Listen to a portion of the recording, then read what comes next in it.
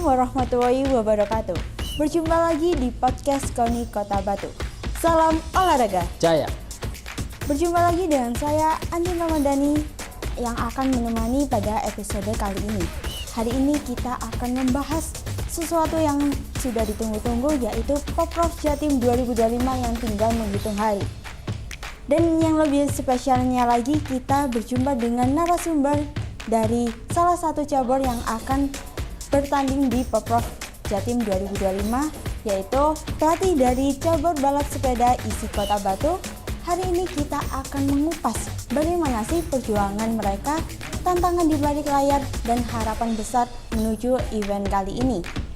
Jadi jangan kemana-mana, langsung saja kita kepada narasumber kita kali ini. Halo Mas Hafos. Halo Mbak Andin. Boleh perkenalkan kepada teman-teman semua? Ya, halo warga Kota Batu. Perkenalkan, saya Hildan Afos Makatana. Saya pelatih dari cabur isi Kota Batu. Oke, ngomong-ngomong ini Mas, kan Poprov Jatim 2025 ini kurang berapa hari saja. Ya.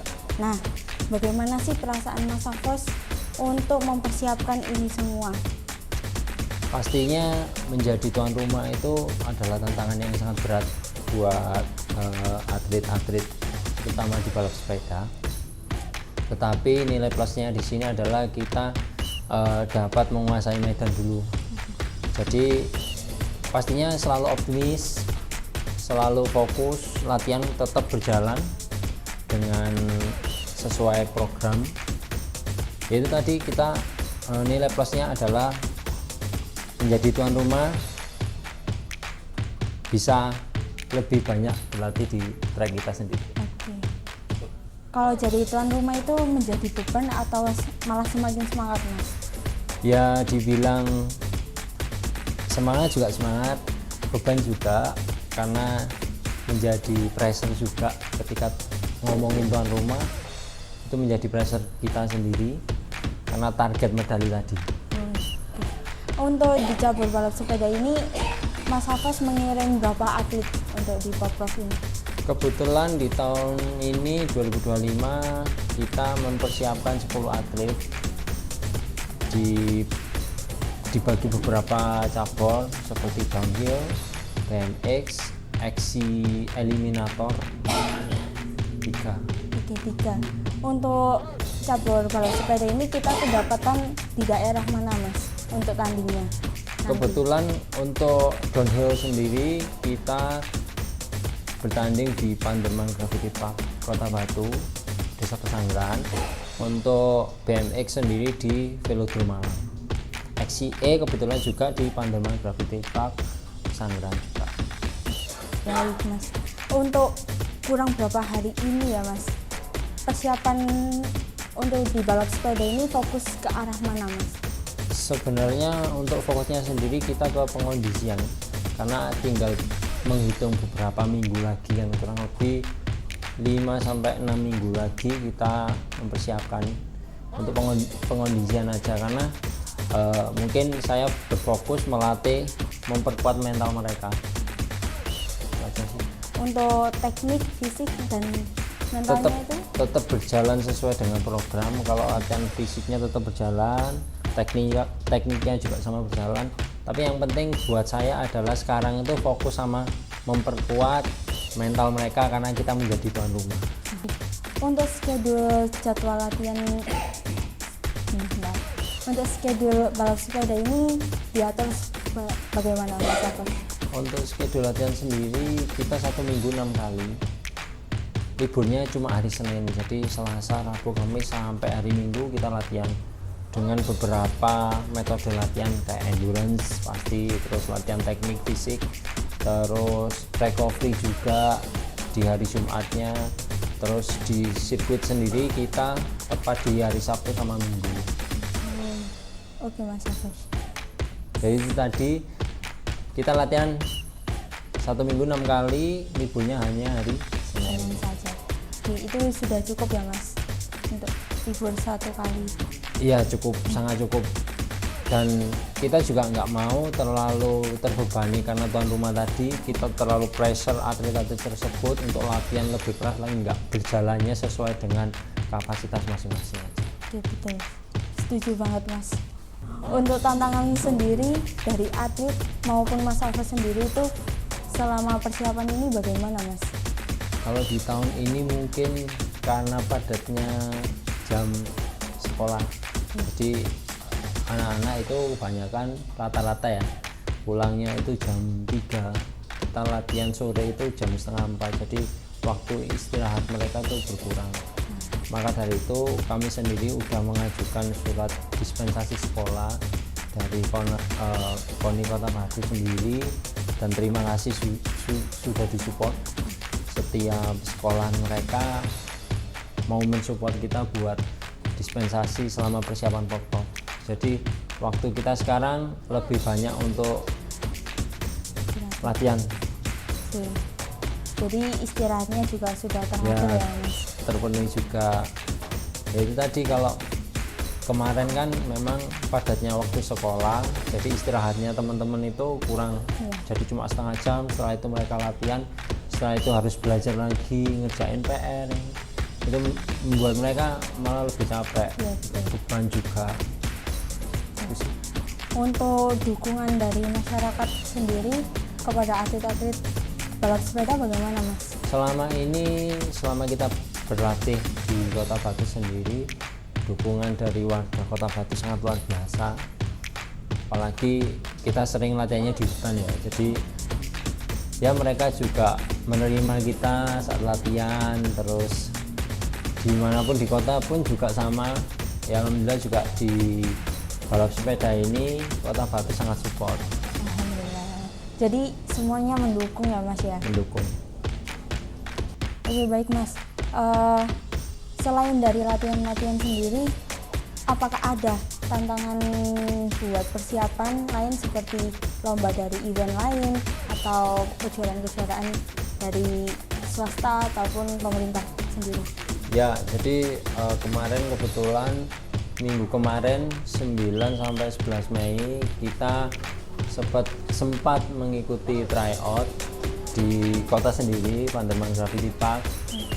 Venue itu juga akan dipakai di Porprov tahun ini, jadi sebagian dari atlet kita disiapkan di sana berkompetisi bersama teman-teman nasional yang biasa dipertandingkan. Itu juga sebagai nilai mereka, kapasitas mereka, posisi mereka untuk yang memberikan yang terbaik. Jadi seperti simulasi lah ya Mas Ya, ya? simulasi. Biar nggak terlalu tegang banget nanti ya? Ya, biar dia juga menguasai tracknya sendiri sih. Biar bisa membaca Ya. situasi nanti waktu Porprov. Tapi mereka juga sebagian dari atlet itu udah sering berkompetisi juga nih. Jadi kebetulan ada beberapa atlet itu yang baru juga. Jadi saya coba buat ikut juga biar mereka juga melatih mental. Oke, setuju. Mental bertanding. Iya. Sangat penting banget ya itu Mas untuk mental bertanding. Ya. Karena nggak hanya latihan tapi mental waktu tanding itu bisa berubah-berubah kadang. Ya. Betul. Untuk hasil di event Panderman Gravity Park kemarin itu di atlet Kota Batu seperti apa Mas? Kebetulan untuk di kelas downhill cewek DHI itu di Dewi Ageng Putri Purnomo mendapatkan posisi 1. Dan kemarin event itu ada beberapa atlet kota di Jawa Timur yang mengikuti, dan potensi kita menjadi semangat kita bahwa ini medali emas untuk di cewek udah kelihatan. Oke, alhamdulillah. Jadi sudah ada gambaran kecil ya. Tinggal mempertahankan dari kejuaraannya gitu. Untuk kegiatannya kan di Pandeman Gravity Park ya Mas. Setelah dari event kemarin, adakah tantangan atau kesulitan yang ada di sana itu terbaca dari Mas Alfa sendiri gimana? Mungkin kesulitan tersebut ketika kita mendapatkan race Abidjan. Karakter Pandeman Gravity Park sendiri kan memang sangat tidak bisa toleransi ketika mendapatkan hujan. Jadi mungkin dari teman-teman juga membutuhkan persiapan yang ekstra dari latihan, dari part sepedanya juga kita harus benar-benar siap. Jadi tantangan salah satunya dari hujan itu Ya hujan. Untuk mengatasi hal tersebut itu bagaimana Mas Afos? Untuk mengatasinya ya kita harus mempersiapkan sepedanya sih. Jadi kayak tadi ban yang dipakai harus memang sesuai dengan karakter tanahnya itu sih. Jadi harus benar-benar disiapkan dari sekarang. Oke, harus prepare banget ya Mas. Teman-teman juga mulai dari tahun ini sih mereka memang berfokus latihan di Pandeman Gravity Park. Jadi biar benar-benar dikuasai trek tersebut, biar hafal. Tapi kita nggak tahu ketika race nanti, semoga saja nggak hujan gitu aja. Karena kita sendiri belum merasakan benar-benar yang hujan deras di sana latihan. Semoga aja berjalan dengan lancar ya Mas. Untuk gambaran event kemarin Mas, untuk medan dari Pandeman Gravity Park ini dibandingkan dengan pop-up sebelumnya itu bagaimana Mas Afos? Sebenarnya untuk karakter trek sendiri itu tidak jauh berbeda, karena yang 2023 kemarin kan kita sempat race di daerah Mojokerto, jadi karakter tanah hampir sama. Cuma di sini memang trek yang disiapkan adalah trek baru, tanah baru, bukaan baru. Jadi tanah sendiri itu masih gembur. Nah, kalau tanahnya gembur di sini kebanyakan sih nanti akan mengakibatkan penggumpalan. Jadi saat race hujan itu menggumpal, tidak bisa maksimal. Kalau yang di Mojokerto kemarin kebetulan tanahnya itu udah trek lama, udah keras, jadi nggak masalah. Jadi lebih padat ya di Ya sana. lebih padat. Dan itu jadi termasuk kendala dari Pandeman Gravity Ya Park. semoga nggak sampai hujan, harapan kami semua. Semoga berjalan lancar ya Mas Afos. Untuk gambaran kemarin performa atlet sendiri bagaimana Mas Afos? Dari 10 atlet tersebut pastinya sebagian tuh nggak 100% kondisi fisiknya bagus, terutama yang baru-baru ikut. Ada kurang lebih 7 atlet yang baru ikut pop-up tahun ini. Mereka juga butuh penyesuaian, terutama di mental, kembali lagi di mental lagi, karena ketika bertemu dengan lawan-lawannya senior, berarti kan senior, karena yang 7 rider ini usia muda semua, dari 14 tahun ke bawah. Kita kan di balap sepeda batasan usia 16 tahun, jadi yang 15-16 tahun itu hanya Vike, Alia sama Dino Sentot, yang lain masih 14 tahun sama 13 tahun. Jadi penyesuaian, adaptasi ketika ketemu senior-seniornya. Dari Mas Afos sendiri memberitahukan mereka yang masih baru-baru ini bagaimana Mas? Ya sering latihan saya gabungkan agar saling mensupport, dari kakak-kakaknya itu mensupport adik-adiknya.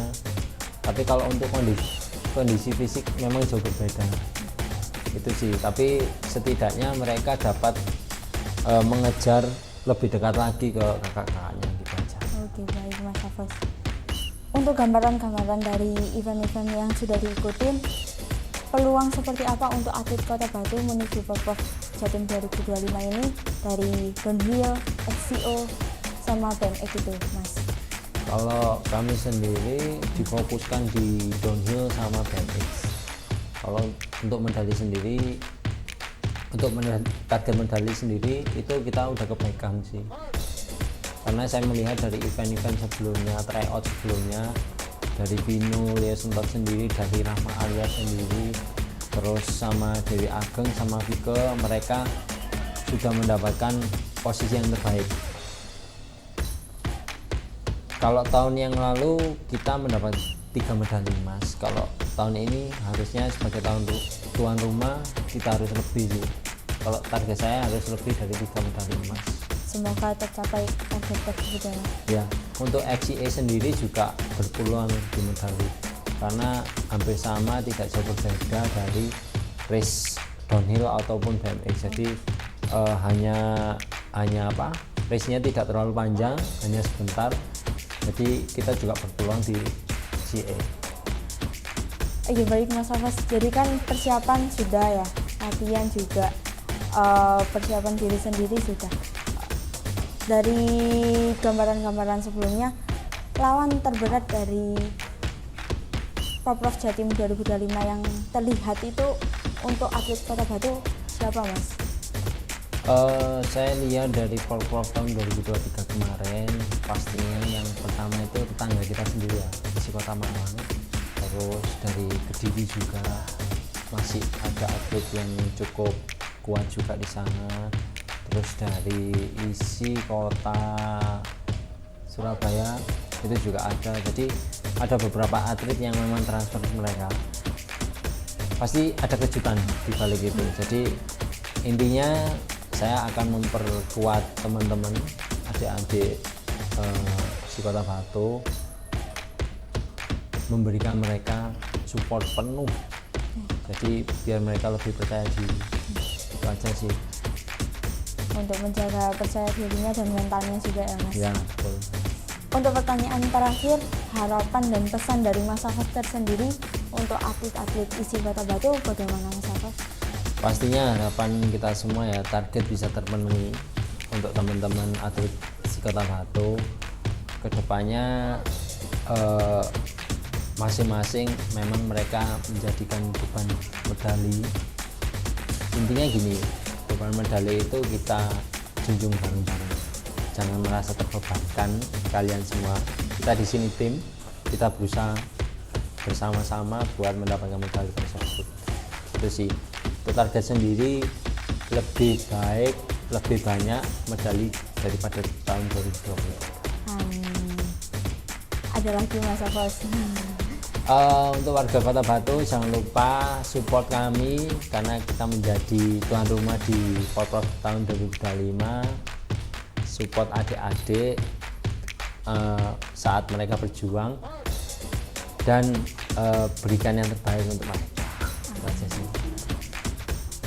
Oke baik Mas Hafaz, terima kasih banyak atas perbincangan kita kali ini. Terima kasih atas peluang waktunya dari Mas Hafaz sendiri dan cerita dari persiapan Mas Hafaz kepada teman-teman bisa tersampaikan.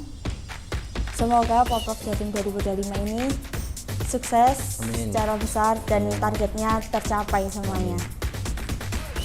Ada kata-kata ini.